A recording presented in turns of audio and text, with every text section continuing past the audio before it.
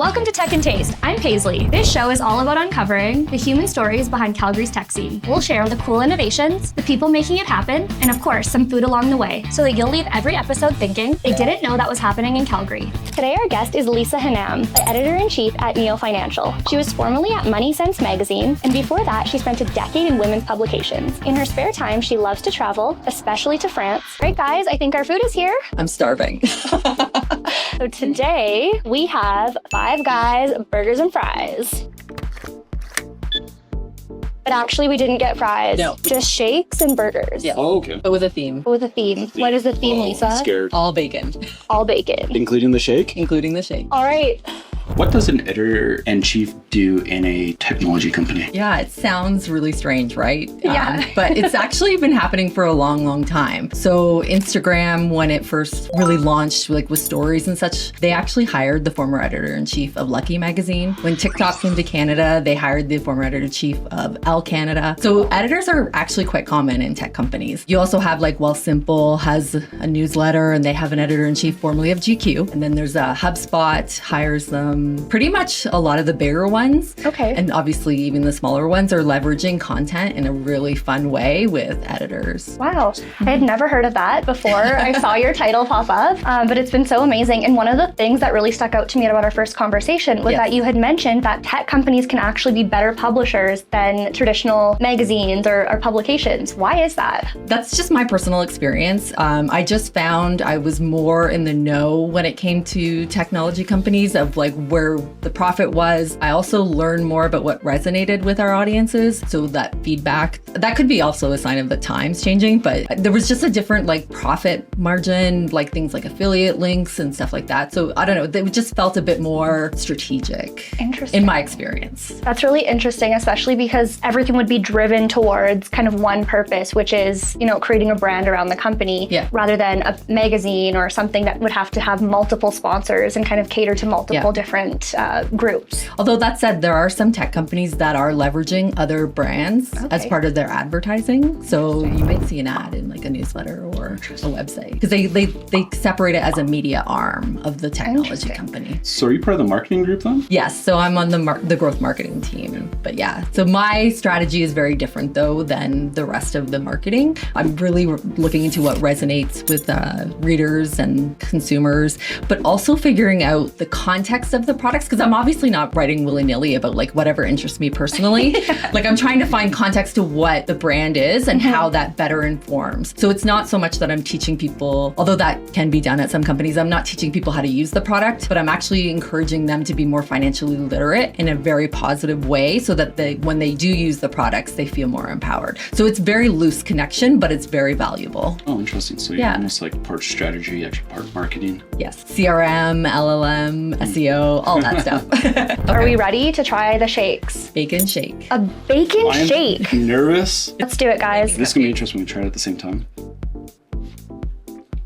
It's an undertone of bacon. Yes. The vanilla's there. I would say there's not a lot of bacon. I think it's more, there's a hint, but I wouldn't say, that's bacon. Okay. That's what makes it taste better though, no? Because if you're ordering a milkshake. I was a little scared that there would be all bacon, but you can tell it's not just regular milkshake. There It's is the smoky milk. something else in there, yes. Ooh, a and that's what it smoky is. milkshake. I like that. I just got a bacon piece. Oh, really? What? So when you There's bacon in chew it? the bacon pieces, it definitely adds a little bit of...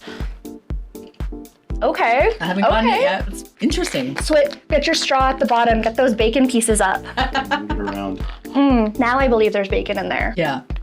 That's interesting. But again, I don't know. Oh, I could taste the bacon. You got it? Yeah, you There's bite more into the bacon now. Okay, it's like the fade into the bacon. Well, you get it in your mouth and you leave it's like, caramel or something like that, and you bite into it, you're like, that's bacon. That's bacon. Yeah. How are you currently using AI in your role actually today? Well, it's really changing because I would say 6 months ago, if you asked me the same question, I would be like, never, like I need a human. But I've actually started using it quite a bit more. I'm using it for for research, in like getting certain data pieces. Obviously, I have to fact check a lot of stuff because there are hallucinations and things with AI, but I'm also using it for graphics. If I want to do a mock-up that I want to give to an actual designer, I can get the thoughts down on the proverbial paper with that. And then also brainstorming. So one thing I do is I use it as a partner. I will request some things and then I will actually ask it to do more for me. No, not that, but can you go a little bit more this way? And so even coming up with like themes or article ideas or even like names of columns, I've used it for that. Oh, interesting. So it just makes you actually move quicker.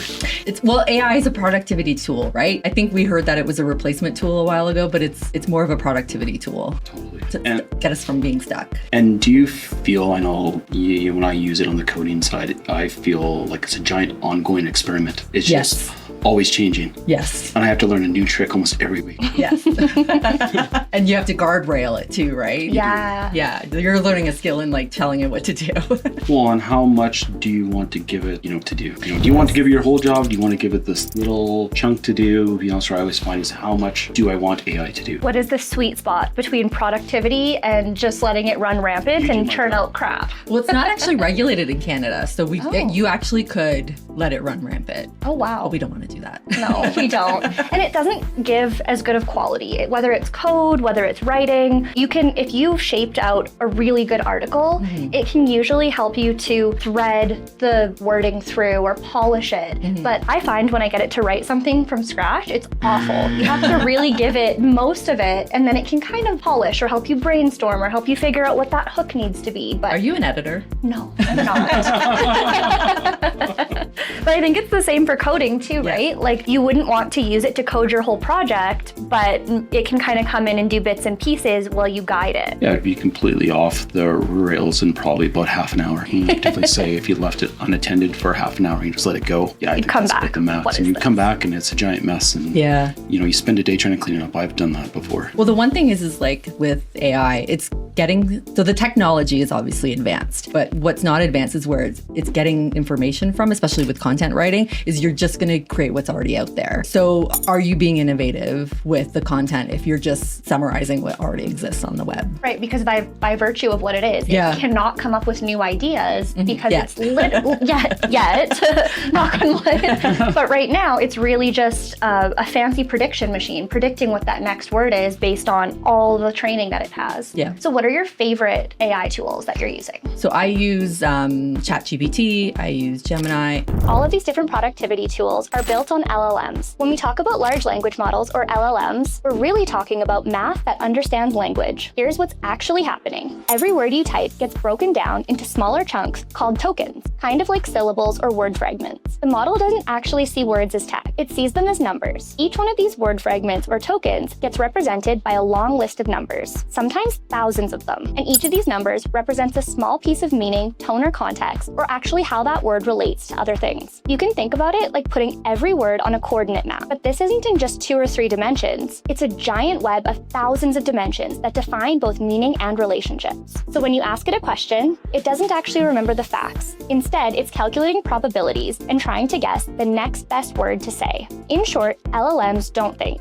They predict language using math in thousands of dimensions that we can't even visualize. The future of AI, so where do you see it in your particular role or job in the future? So that's a great question. Like I said, it's changed since I've even started using it, but at a lot of the tech conferences that I've been to, it's actually being seen as like it's a tool, as a partner, and proprietary AI, right? Where certain companies will brand or like create a certain use of that AI tool. And so that's where I'm seeing it going, and that's where I'm being told it's going. It's really about productivity and advancing what we can and cannot do. But I think if you're scared of AI, like fear always creates paralyzing, right? Right. So if you feel paralyzed by AI or are fearful, learn it. That's the only way to get rid of fear and add it to your skill set. And especially as a creative, I think a lot of people were worried that it would take over creative jobs, but you're not, it sounds like you're not seeing that. It's really just making us more, creative, helping us brainstorm, hopefully. Yeah, I mean, once we get the regulations figured out, I think that will be key for sure. Do you see any roles going away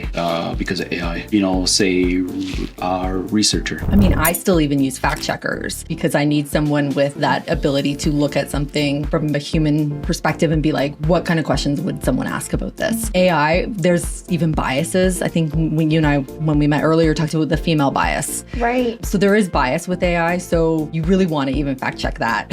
Yeah, absolutely. And I think the example that you were just alluding to was that somebody put in the same credentials and asked what they should be charging for their services. And in one, they said they were a man and the other said they were a woman. And AI told the woman to charge about half the price is what they told to charge the man. And that was the only difference in the CVs that they uploaded. So yeah, there is a lot of bias. And as somebody leading a publication, you don't want to offend people because it's turning out these facts that you haven't properly fact checked and it's spitting them out or presenting them in a biased way. Yeah, no, you need that human checking. Yeah, absolutely. Are we ready to dive into our main course? Let's do it. Yeah, I am still so starving. excited. It's a bacon burger. I'm a weirdo and I cut mine in half. Okay, I'll allow it. So we got the small burgers because the big ones were huge. Yes, although these are huge. These are still huge. It still is pretty big. It's a lot of bacon. I opened it up and Yeah. all this bacon. Look at that. It's just bacon on Look bacon at on that bacon. bacon. Bacon on bacon on bacon. It adds a good texture, right? Like that crunch when you're biting into the soft bun. Yes. I love the melted cheese. That's my favorite. So I like a good smash burger when the ends are crispy, but even more so when the cheese goes over the edge and like crisps up too. So good. You know what I like? There's, very little condiments in this one. You get the burger, you get the cheese, and you get the bacon. And ketchup if you're last. And the ketchup. Yes. Disclaimer, we did add ketchup. It came with no condiment, but that's almost better because then it didn't come all soggy. And I just noticed actually the bacon's on the bottom. Yeah. Usually it goes actually burger, bacon, cheese. Wow. Innovative. Now I got a bacon piece. I just like manifested that.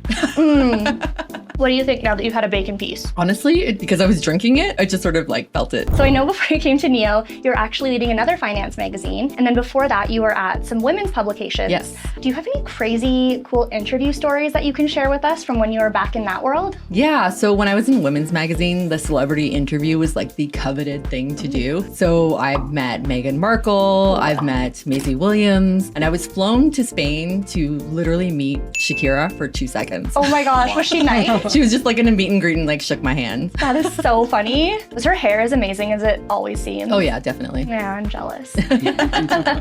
Tell us about Meghan Markle. She's lovely, actually. She met me in the parking lot. We both arrived at the same time, and she thought I was one of her PR handlers. So she came up to me. She was like, I'm so glad you're here. She took me by the hand with 2 hands. It was like, let's go in together. And I'm like, yes, let's do this. Do you want to be best friends? I know, right? And that's when she was on Suits? Yes, yeah. So not quite royalty yet, but Yeah. Suits royalty. Yeah. And I think that's when her viral interview, when she said, it wasn't my interview, it was another journalist, when she said that if she was to pick between the 2 brothers, that she would go for Harry. Oh, really? She ended up with Harry. That is so funny. She manifested it. Go, girl. Like bacon. Yeah. You know what? If I'm going to choose between manifesting a prince and bacon, I'm going to go with Prince. Oh, there you go. Yeah. Don't tell my husband. So I hear that you're launching a new newsletter. Yes. Can you tell us a little bit more about that? So we launched an online magazine and newsletter called The Get. The Get is such a powerful word because it means to action, to get going. It means to understand something. I get this. It also means to be like own something, like get yours. You know what I mean? Tech. It's a thing on an API, right? Oh, it's a yeah. Get protocol. Exactly. I kind of thought that it might have some sort of tech nod to it. Yeah, definitely. Oh, you picked up before I did. Yeah, you knew what you were doing. So yeah, I'm covering content for Neo clients and customers that really hits home on like how to manage your finances, but also money touches every point in your life. So we just did something on like how much the Jays tickets cost and how like if you went by inflation, they should be $117 and not in the like tens of thousands that we saw on the resale Cost? sites. I can't believe that. Wow. Well, I mean, also they can use their Neo card to buy amazing food like this, and what a great financial strategy that is. I wasn't on that team, but yeah, no, definitely. Okay, guys, we are at the end of our interview. Thank you so much. It is time for us to rate the food. So, what do we rate the burger and the shake? Combined, I wasn't quite sure about the shake, but actually I really enjoyed it. I would give the shake an 8.5. Okay. And I would give the burger a solid 9. Awesome. My turn? Yes. So I was a little bit scared of the shake, kind of like AI. But no, there's good bits in there. Yeah. I'm an editor. I have to be punny. So what would I give the shake? I know it's pretty good. Like almost a 10. So a 9.5. Yeah. It feels very old school, but with like a new twist. Yeah. Which I love. The burger, I mean, you gotta love a good thin patty. It's so delicious. Yeah, I'm gonna say 8.5. Okay. I'm gonna rate the shake an 8.5. Although I wasn't afraid of the bacon, I actually could use more bacon. That would actually raise my score a little bit if we had a little bit more bacon in it. And then the burger, I'm gonna give an 8. It was absolutely amazing. It traveled really well. I kind of like some lettuce and tomato on mine. So next time I'd probably add a few little extra things. Yeah, definitely. You could take the bacon from your sandwich and put it in your shake. Smart. You're just always thinking. Always ahead. Well, thank you so much for joining us. A huge thank you to our partners and guests for making this episode possible. First, thank you to Neo Financial for partnering with us to showcase some of the amazing local food merchants in their network. Neo has partnered with over 10,000 businesses across Canada to bring cardholders exclusive cashback offers with rewards of up to 15% cashback just for supporting local. A special thank you to Jot Digital for helping to make tech and taste happen. Jot is a Calgary-based digital consultancy that helps companies bring their ideas to life through technology.